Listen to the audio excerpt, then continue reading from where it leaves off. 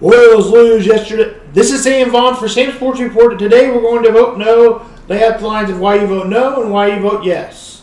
Of course, I'm in favor of voting yes, but I want to hear both sides, and my job as a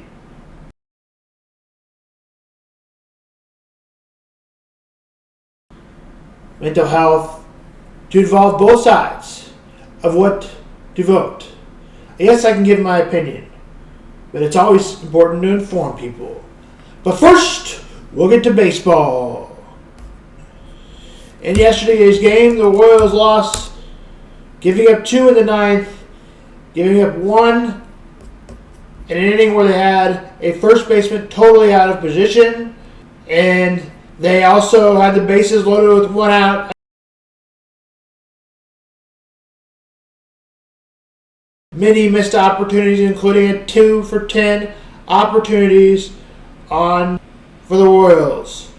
Bobby Witt Jr. still looks like the next Beltron, as he hit another home run yesterday and is playing really well. And the only terrific plays are usually taking him out. 6-4 Baltimore over the Royals as they get a 2-run shot to win the game. Now moving on to the Cardinals game last night. We said the Cubs won. We'll give you that Cubs score.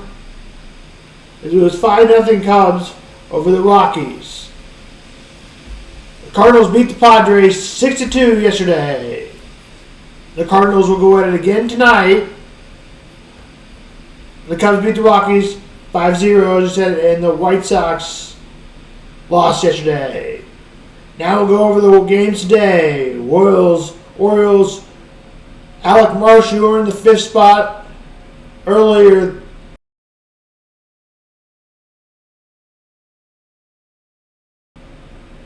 Cole Irvin will get the start for the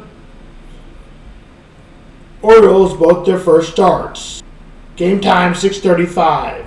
Cardinals will play the Padres again. Cardinals are 2-3. Pirates are 3-4. Mike Molasses will go for the Cardinals, and Yu Darvish will go for the Padres.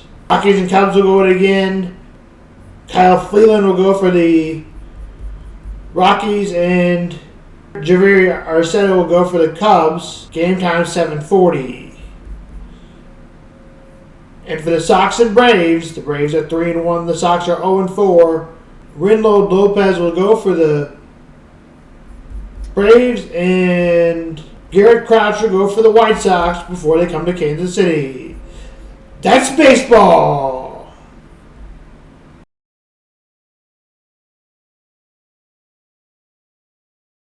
If you want to vote no, why would that be? Well, it may take away local businesses. It may close up many roads. It may not be in where the right place of where developing houses is affordable to pay. And you just might like some other ballpark better, or to come back and pay for 40 years. That's why you would vote no. Were you invited to opening day? Not to my knowledge, no. My assistant didn't get an invitation, so I assume that's not an invite. Fireworks just 4 days before the April sales tax election. Jackson County Executive, former Royals star Frank White, going so far as to say he hopes the stadium sales tax vote strikes out. The county executive has been a vocal opponent of the Royals downtown stadium plan for months, and he wants taxpayers to get more information from the team. I'm John Holt. I'm Lauren Halifax. A spokeswoman for the Vote Yes campaign claims the former Royals Hall of Famer was invited to opening day. Only on Fox 4, Jonathan Ketz sat down with the county executive with Election Day coming right up. Jonathan? Lauren, White's latest approach was basically telling people today that if the vote fails for a sales tax that goes to not only the Chiefs but for the Royals, it is possible for another vote to happen later this year in August or November solely for the Chiefs. However, that team would have to agree to that. A lot of issues that the Royals would have to deal with. And Frank White says it seems like the Royal Stadium plans are changing every other day.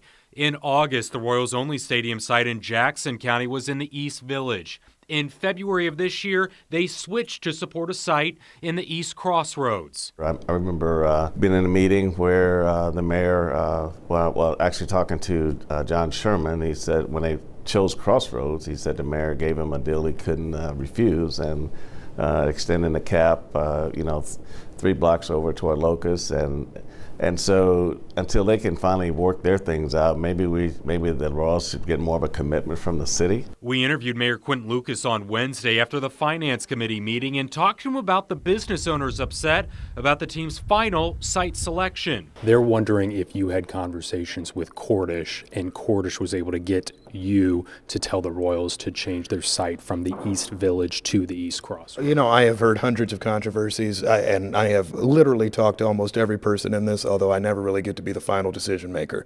I don't think Cordish is a final decision maker. The Royals make decisions that are based on what the Royals are doing. White also said if the Chiefs went on the ballot again and by themselves, he'd want their sales tax to be 3/16 of a cent and not 3/8 of a cent, but we don't know if the Chiefs would agree to that or not.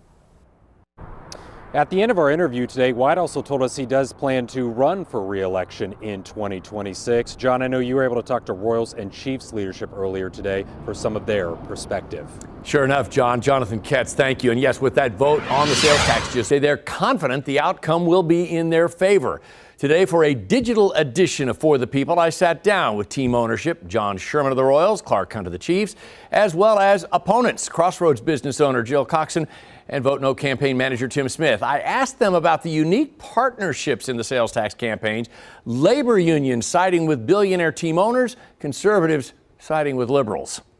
Across the country in baseball and other sports, a referendum like this, they're always challenging, right? But you're right. I think there's more. I would say there's more passion on both sides of this. It sure bodes well for the no side if you have all of these unique factions coming together, putting all their other politics aside to say, we should reject this. To why you would vote yes. 1, you want to keep the Chiefs in Jackson County no matter what. Number 2. The Chiefs are so good, they deserve a vote, and they deserve to be here. And just support the Chiefs on anything. Number 3, you want the best team to play in Jackson County. You want to continue seeing Mahomes support Jackson County and the Royals and everybody else. Do they lose that if they vote no and the Royals are in Jackson County and the Chiefs are in Johnson County or whatever? Do they lose the wanting to be the Royals owner or wanting to be a lifetime Chief, whatever you want to say, wanting to participate in the Royals owner is what I should have said. All that and more.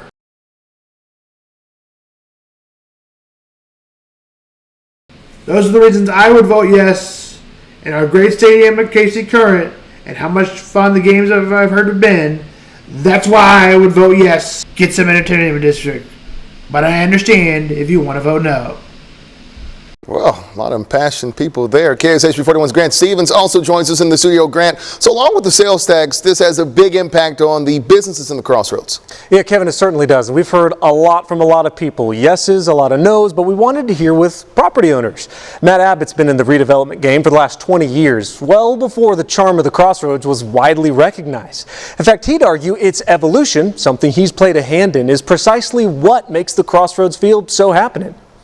As areas and spaces and cities evolve, you have to be willing to embrace change. In our one-on-one, he told me he first invested in downtown KC because he believes a growing city needs a strong core. He says he helped strengthen it by turning old broken buildings into space for businesses. Now exactly 17 of them across 9 property parcels may be uprooted. I think it caught a lot of people off guard. And so when you catch people off guard and there's change and they didn't have all the facts and the communication, it started a lot of fear. But unlike many we've spoken to, Abbott's not going to stand in the way. In fact, he invites the stadium, seeing it as a crucial part of that strengthened city core. A lot of people that are very supportive have remained quiet or sat on the sidelines, even though they believe in it. Yes, he does stand to make money if the Royals raise his properties, but he admits that compared to the rest of his much larger property portfolio, he says that's not his real motivator. That's been my long-term plan.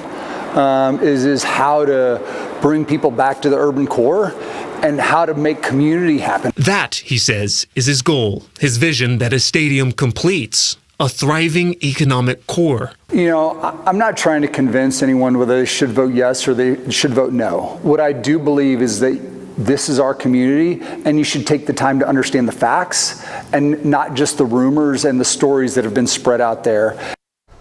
And as for his tenants that have to move locations if this happens, he says he's offering relocation to new Crossroads developments of his. Good portion of Missouri, maybe not a good portion, but a portion of Missouri, Kansas, Nebraska, a portion of the Dakotas, the upper Midwest. Yeah, what other big city are you going to go to outside of Kansas City that can give you at least some decent, consistent fan support? I don't think they're going anywhere. I just thought it was kind of funny how it started off with, you know, everything is on the table. We're considering all options. Like, yeah, don't try us, we'll move. It's like, okay, do it.